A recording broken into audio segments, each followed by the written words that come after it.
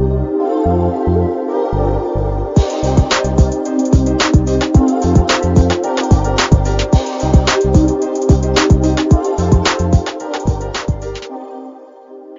and welcome to another episode of EdTransformed. EdTransformed is brought to you by School of the Future International Academy, in short, SOFIA.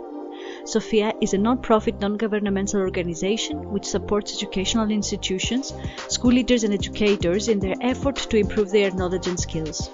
This way, we feel that we contribute to the creation of equal opportunities for every student in the world. This is a series of podcasts where we try to start discussions on various topics that interest the modern educational community. Through the stories of educators and education leaders, we uncover the universal hopes, challenges and breakthroughs that shape our schools and the schools of the future. By sharing ideas and educational innovations, we aim to inspire one another, expand what we believe is possible, and ultimately create richer learning environments for every student. Today, we are honored to welcome Eirini Symeonidou to EdTransformed. Eirini is the Pedagogical and Digital Inclusion Coordinator at the European Schoolnet and an expert in inclusive digital learning, artificial intelligence in education, and child protection in digital environments. In this episode, she will help us look ahead. What are the new possibilities that social robots create in the classrooms of tomorrow? And how can AI truly drive innovation and inclusion, ensuring that every learner, regardless of their background, is supported? We're excited to explore these topics with her and discover what the future of inclusive education might look like. Eirini, thank you very much for being here with us. Let's start by speaking to us a little bit about your background and your current focus of work. First and foremost, thank you so much for the invitation, Natasha. It was a great pleasure sharing useful knowledge with the audience of the podcast and a little bit of my background. As you already mentioned, at this stage, I'm Pedagogical and Digital Inclusion Coordinator, which means I try to dive into any kind of technology and how this is viable to build inclusive learning environments. And through this journey, of course, I came across social robots and their use in the classroom on how to make it more inclusive and based on pedagogy rather than playful approach. It's just I want to mention that I'm also my first step into this. It's that I used to be a teacher in special needs schools. So this gave me this broad scope that we need to do more on inclusive education. And here I am today. I hope I'm going to share some insightful elements on how to integrate social robots in the classroom. Thank you. Oh, well, I'm sure you will. That's for sure. Let's start by the basics, the foundations.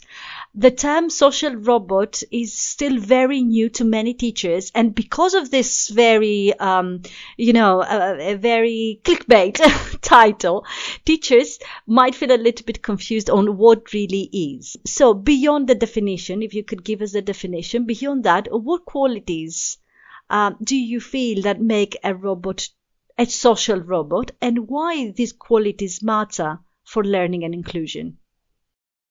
So let's start a bit from the basics. So according to multiple publications, robots are among the digital pedagogies that might transform education in the future.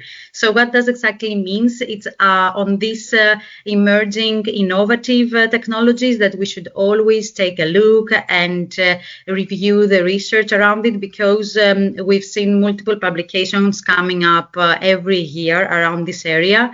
And this is the reason behind it, because we can see some viable elements, but also some areas that we need to be super careful when we are talking about young students. On the other side, we need to clarify that a robot is a robot which can execute designated tasks. And the necessary condition to turn a robot into a social robot is the ability to interact with humans by adhering to certain social cues and rules. So what does exactly means? There are quite a few models of robotics out there. in order to use a robot, it's not always the case to call it social robot. Also, there is a bit of distinguish between social robots and AI-powered social robots, because there are quite a few social robots that operate with pre-programmed scripts that don't require advanced AI. And of course, once we discussing about AI, Gen AI, and direct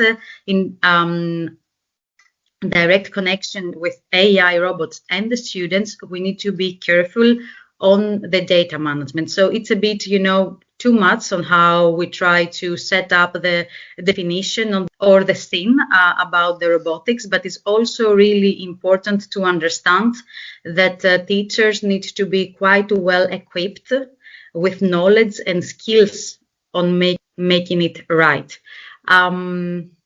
In terms of the second part of the question on inclusion and how we can make it through in the classroom, I will share a lot later on, but just to first start with a step to always keep in mind, integrate a social robot into our classroom means that it's based solely on pedagogy. We need to have a learning plan, a pedagogy approach, and be sure how are the learning outcomes and pedagogical elements will support our students for the future of this session. So we don't need to integrate robots just for the students to say, oh, this is a fun way to be in a classroom and a fun way to be part of the new innovative space. A social robot, as an interactive whiteboard, for example, is there to combine this element and give us a better learning results and outcomes in a shorter period of time. I really like this comment. These are not just fancy tools.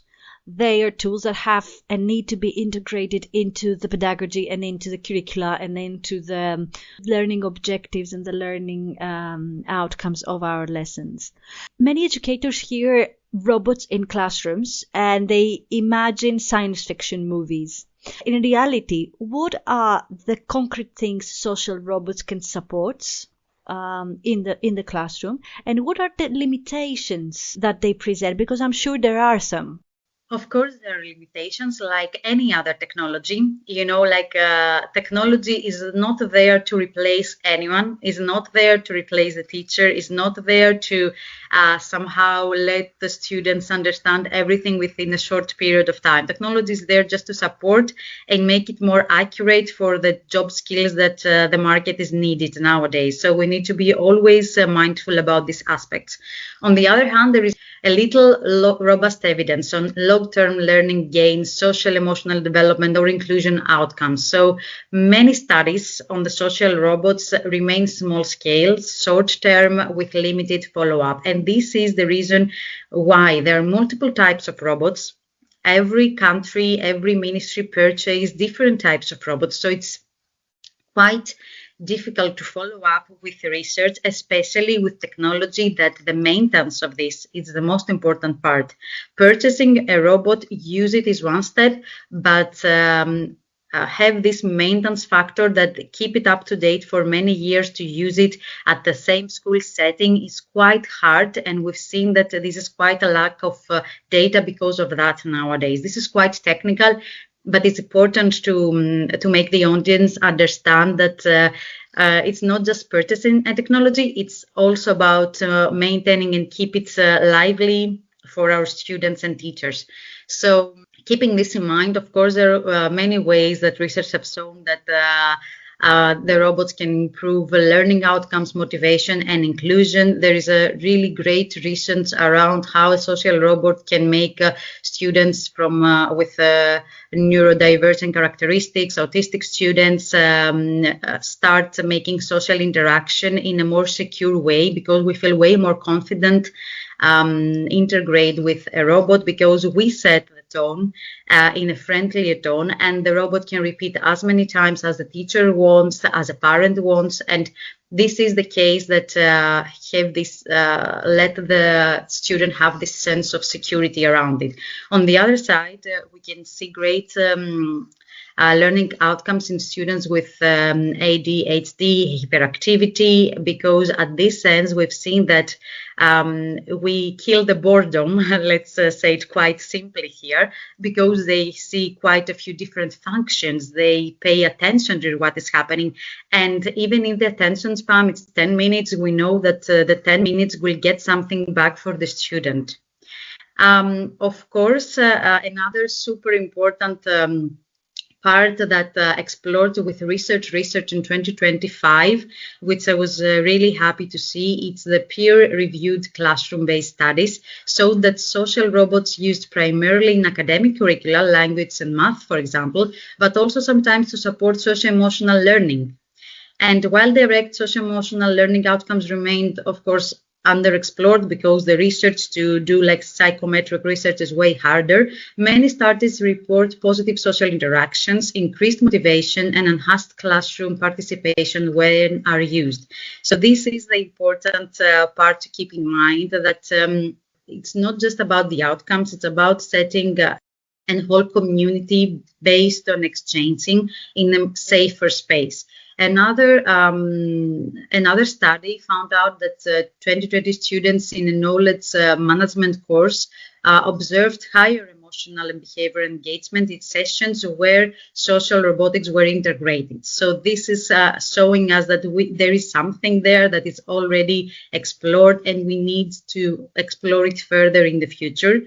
There are plenty of limitations, let's say, and like the overdependency in the robots is the one that we need always to keep in mind. German study showed that when a robot, for example, delivered an answer like super straightforward, teenagers tended to agree with it based on the tone of the voice, even though the answer was wrong, and they probably knew that it was wrong. So it's also about the voice, the senses. How human can a social robot be at the end of the day? This is very interesting, and it brings again critical thinking in the conversation, right? How while we're using these tools and why we're incorporating in an organized and strategic manner these tools into our systems, how at the same time we reinforce critical thinking skills to the students so that they can look and see beyond the performance of the tools. They can see beyond the rich text that comes from, ChatGPT or anything else. See beyond the tone of voice in the social robots. See beyond the impressive and interesting visuals of the content produced by AI. So I really believe that these two things, they go hand in hand. Yes, exactly. And the critical thinking element is what now we try to build to the students even earlier than in the past. So the AI and the Gen AI tools made us realize that building critical thinking skills from primary school level is necessary to make our students really resilient around technology for the future. So this is something important always for teachers, because first and foremost, teachers need to be really informed and think critically around any kind of technology. For example, like a recent super interesting study on Gen AI and EdTech showed that Magic School, that's like an AI tool that many teachers are using. It's not aligned with the data protection and child-friendly protection element. So it's better not to directly connect it with students for exercises. This, like we didn't know a year ago, and probably many teachers still don't know, and many governments. So this leads us to some misconceptions about good tools, useful tools, and suggested tools. So similarly, with social robots, it's even more tricky because we let them directly react with students. And of course, we see great examples, great results there. But starting our first initiating session, letting our students know that, this is not for you to take it for granted. This is for you to collaborate and learn. It's up to us to make this environment way more, It's up to us actually to shift the focus to the learning task and to the outcome rather than to the fun approach of the classroom this way. Yes, that's very, very true. Let's focus a little bit more on the students. You have studied many pilots, many research projects. You have seen the technology being tried out in real classrooms. What patterns have you observed in students' reactions, both excitement and hesitation, I presume, when they interact with the tool for the first time, these very first trials, these very first experimentations?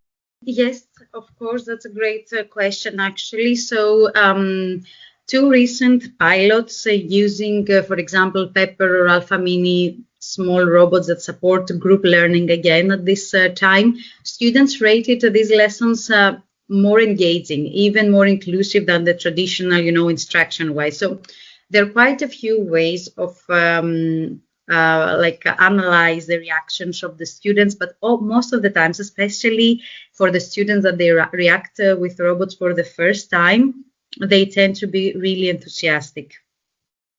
They're less enthusiastic once they need to program the robots. They tend to have this hesitancy on if I do it right, if I don't. This is why we need to start, step by step. Because it's one thing to use the robot for a better learning outcome as a peer, as a tutor, and a different thing to use it to learn coding, build, IT skills, build all this more technical knowledge that we need our students to build nowadays. So we need to keep in mind always that it's different ways on how we can use this technology. For example, the Now robot, it's a really famous robot in its category. It's an innovative robot because it has the physique of a human being. It's a big robot, and young students tend to feel that it's a friend. So, for example, this kind of category of robots can personalize interactions by integrating the learner's interests, hobbies, and the names of the family members, friends, which can significantly boost students' motivation and learning outcomes. Other robots, for example, are designed specifically to enhance learning for autistic students, possibly trying also to impacting their emotional well-being and development. So we try to understand that each robot tends to be on a different category, and we need to keep in mind what we want to achieve. As I started saying from the beginning, combine this with clear goals from the teacher side. It's really important.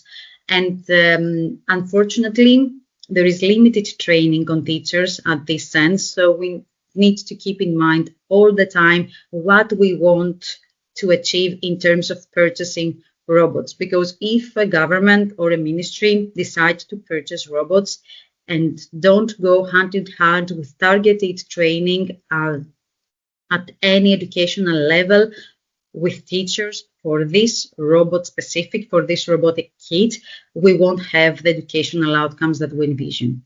I couldn't agree more with that final comment. And I think we need to, because I've done a lot of teacher training the past years, we don't need fireworks interventions, like a workshop here and a workshop there. We need a strategy that would support teachers with training, but also peer learning, experimentation, safe environments that they can exchange opinions in a more systematic kind of way. I think that this is very new for teachers, and it is very new for school environments.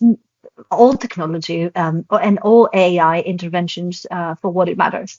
And I repeat, one workshop here and there is not helping anybody in reality. But this is my personal opinion. I don't know how much you agree with me. So it's not a personal opinion, it's a really well-established research type of opinion, because we cannot expect someone to embrace and use correctly an innovative technology in the classroom without the right training. And we've seen it from ourselves that any new thing that is coming up, we cannot call ourselves experts, or we need still to build knowledge. For example, you invited me here as an expert in the field. I can say that I'm less than an expert, because nowadays you can stay expert for a day. Next day, someone else will find something new that you don't know, and she or he will be the expert in the field. So I'm pretty sure that in every kind of educational system, we expect too much from teachers. And this is something that we need to keep in mind always.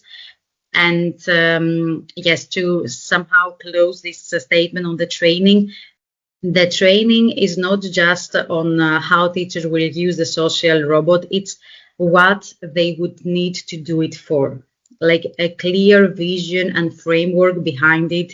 It's necessary if we want to talk about educational outcomes the right way and inclusive learning environments. I agree 100%, and especially this time and age with all the noise around teachers, all the new tools that they come across every single day. As you said, you are an expert for the day nowadays, and I couldn't agree more with this comment.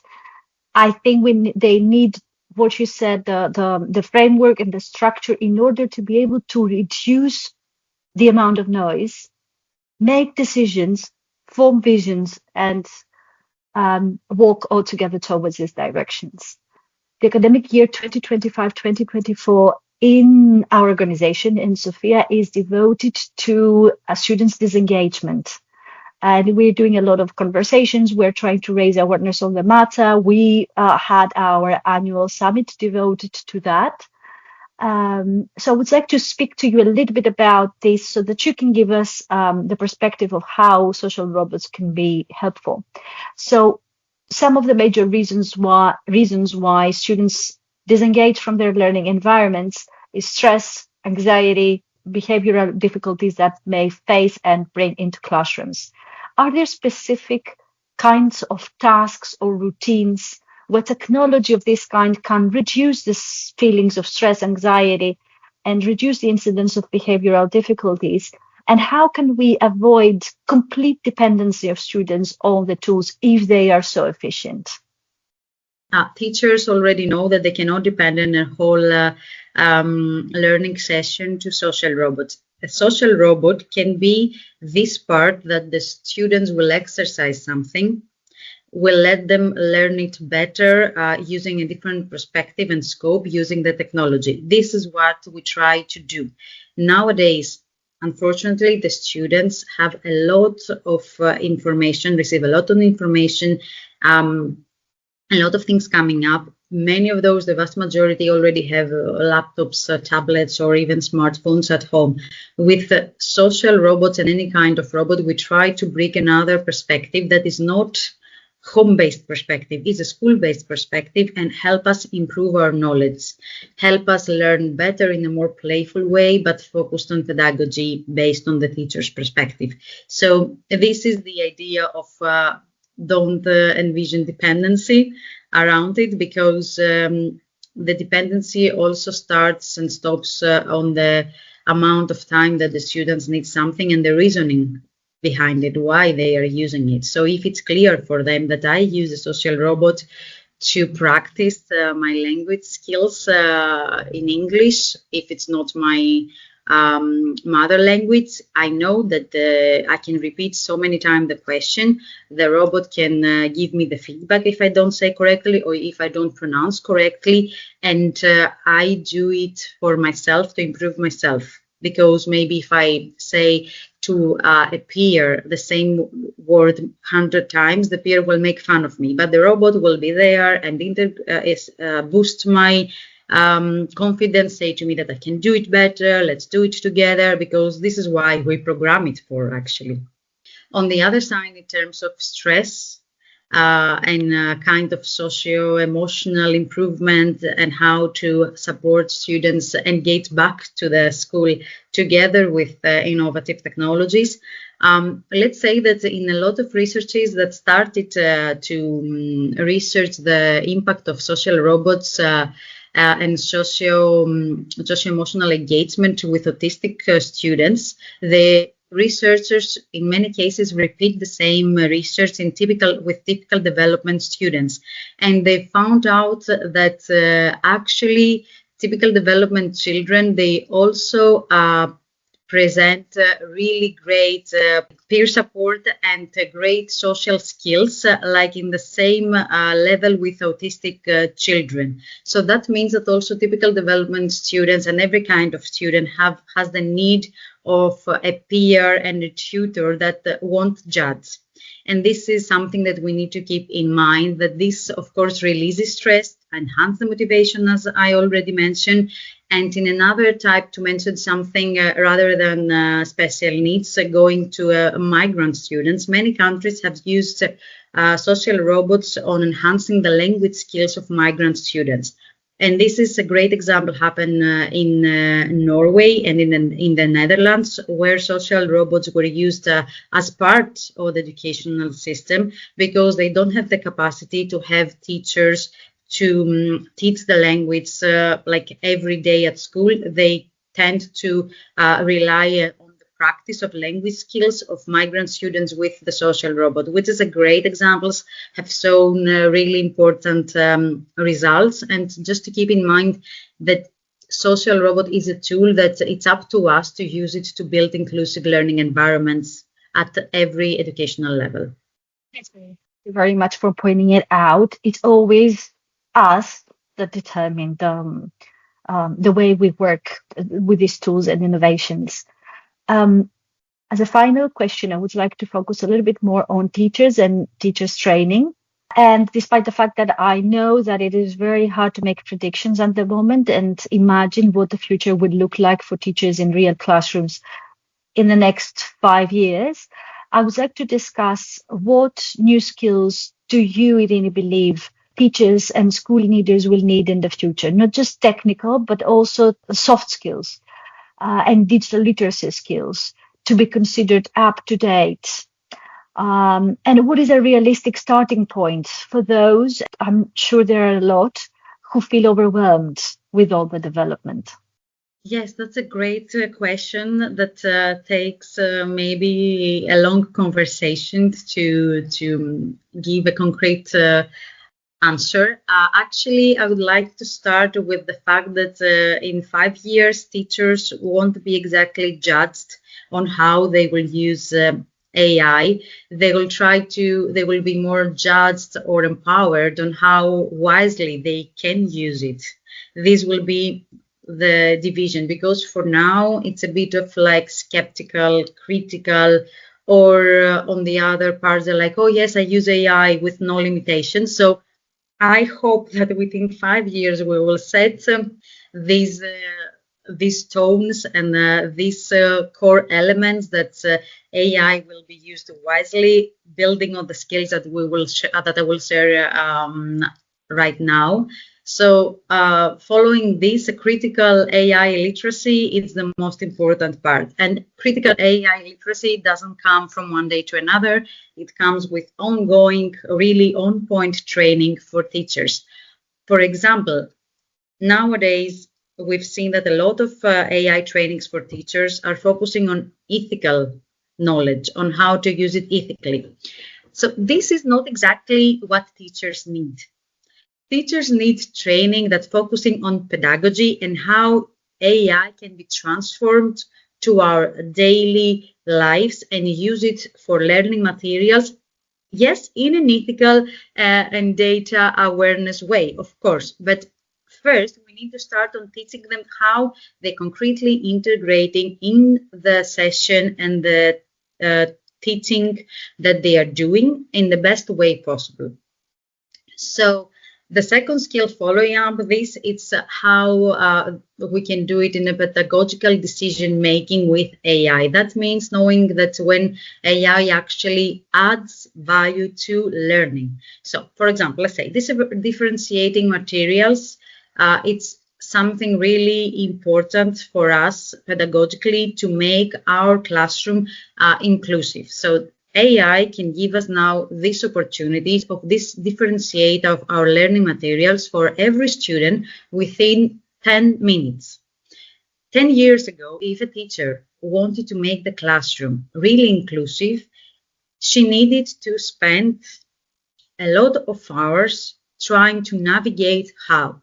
Now it just can say to an AI tool, I have a student with that confuses the letter B to D. I want to make this specific alternation to the exercise that focusing more on this part of language and give this exercise to this student rather than another exercise to the rest of the classroom. And this based on the pedagogical decision making with AI. This is try to undermine learning when it's shortcuts taking students with answer, when it's important to consider why we feed this to AI, what we want exactly to achieve for our students. On the other side, of course, data and privacy awareness is key, but this is also something that the management of the school leader need to take into account. It's not up to every teacher to know how to navigate data of students. The leadership need to empower this aspect, need to be aware of how they better navigate the data. They need always to go back to teachers and start and ask, okay, this tool that you are using, what data are you collecting? Who owns the data? What is happening? Where is it stored? In USA based, like EU based? What GDPR rules are followed? So all these aspects are not up for the teachers to keep always in mind. The leadership need to support. And final comment on the leadership and headmasters' skills for the future. Use AI to minimize admin work is key. And we've seen a lot of headmasters try to do that. A lot of school leadership try to integrate AI to minimize administrative tasks and bureaucracy. It's really important from a government perspective, from ministry perspective, to give them these AI tools so that will be safe to support them with, because nowadays we've seen many leadership members to use Google, for example, and store all the information of students in Google Drive, which is not safe. And if also the government has a specific agreement with Google and how to navigate the data, teachers and headmasters shouldn't do it, but they do it because it's easy and because they know it. So it's up to the governmental level, ministry level, to give different alternatives. Policy experts and stakeholders need to be close on how to better protect those elements of data. Data protection is not an element that teachers can solely resolve. That's why I'm pointing out that we need to transform the way that we create and delegate teacher training within different European countries. This is a very important distinction on who is responsible for what. I agree with you 100%. We have read a lot of case studies from countries that they think they have tools in place, and in the end, school leaders and teachers, they use Google Drives and Google Sheets and Google Docs because it's easy and because it's already integrated with the rest of their professional or personal life, and it works. So my point is that to just establish or give them a new system is not enough. The system needs to be very strong in UX design. It needs to be very simple in the way it operates and it's used, and it needs to be modern. I couldn't stress that enough. It needs to be modern. It needs to be a place that it would make sense. Even if you don't get extensive training to how to use it, it will be, for a school leader everywhere and anywhere, it should be easy to navigate and it should be easy to use. Otherwise, it's only human to just go to the easiest and friendliest tool out there. Definitely, but just to keep always in mind, to make a final point here, not overlook the important group of people working behind these technologies. The edtech companies often face challenges due to the lack of pedagogical expertise within their teams. So especially in the field of inclusive education and inclusive pedagogies, the gap can be dramatically expanded as edtech developments. Not only they don't have the capacity, they don't know how actually to integrate experts into this area. So this is really problematic. They should be more collaborative, with teachers and students and the industry to be responsible for designing this in a more friendly way to navigate this through. And because we talked about stress and well-being, if we depend on technology so much and technology fails us, of course, the stress levels will be enhanced. We don't want that. This is up to the whole term of digital well-being that we are talking nowadays. And unfortunately, EdTech at school level hasn't reached this place. Systems, even in the more progressive societies, they are super slow. Once a teacher needs to be filled in, names, identities of students, numbers of students into a system, and the system blocks, doesn't have the capacity.